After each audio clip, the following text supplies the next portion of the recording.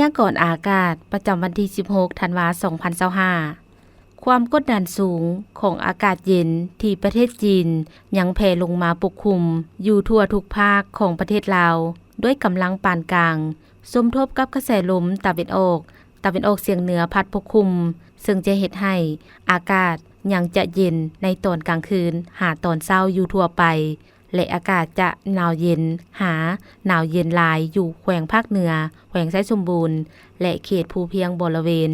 พร้อมมีหมอกหนาปกคลุมในตอนเช้า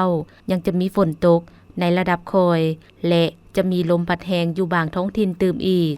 พยากรณ์อากาศแต่เวลา 7 โมงของวันที่ 16 หาเวลา 7 โมงของวันที่ 17 ธันวาคม 2025 ภาคเหนือด้านตะวันออกแขวงพงสาลีหัวพันเสียงขวาง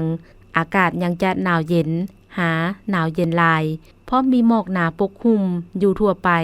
และยังจะมีฝนตกในระดับคอยอยู่บางท้องถิ่นเนื้อที่การปกคลุมของฝนเท่ากับ20ส่วนห้อยของภาคอุณหภูมิในระหว่าง6 หา 22 องศาภาคเหนือด้านตะวันตกแขวงหลวงน้ำทาบ่อแก้วอุดมไซหลวงพระบางไสยบุรีอากาศเย็นหาหนาวเย็นเพราะมีหมอกบางปกคลุมอยู่ทั่วไปและจะมีฝนตกในระดับคอยเพราะมีลมพัดแรงอยู่บางท้องถิ่นเนื้อที่การปกคลุมของฝนเท่ากับ20ส่วนห้อยของภาคอุณหภูมิในระหว่าง14 หา 29 องศานครหลวงเวียงจันทน์มีเฟือปกคลุมเป็นบางส่วนพร้อมจะมีลมพัดแรงเป็นบางโอกาสอุณหภูมิในระหว่าง20 หา 30 องศาภาคกลางแขวงเวียงจันทน์บริคำไซ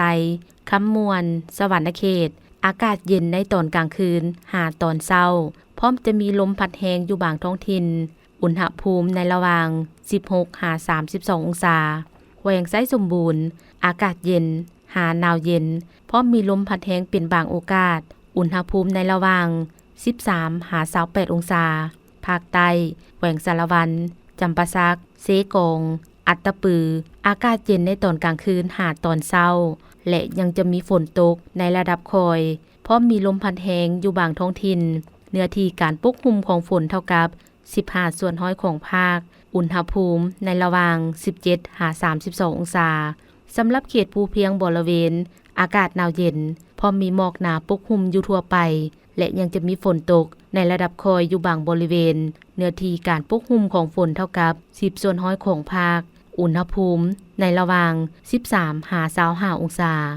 แสงคำจันทวงศ์อ่านสบายดี